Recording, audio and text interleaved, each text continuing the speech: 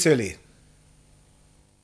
Како е изгубила невиноста, интимни детали од случката, вулгарни содржини коментари. За приказната на 14-годишната тинејџерка дознала цела Македонија.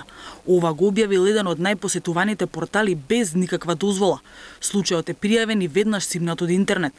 Сајбер злоупотребата на деца е речиси секојдневна, но во Меѓаши за изминатава година се пријавени само 2 случаи. За ова кривично дело следи затворска казна од 6 месеци до 3 години. Проблемот за пасивноста и молчењето Меѓаши го гледа во тромавото работење на институциите. Потребна е и поголема едукација во училиштата, но клучни се родителите кои се помалку имаат контрола што прават нивните деца.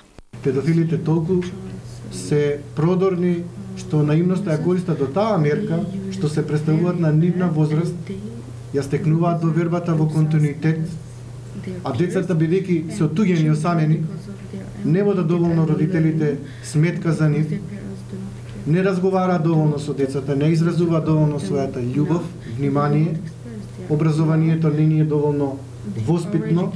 Од Меѓаши апелираат разумно и совесно да се користи интернетот и добро да се размисли пред да се објави фотографија или информација.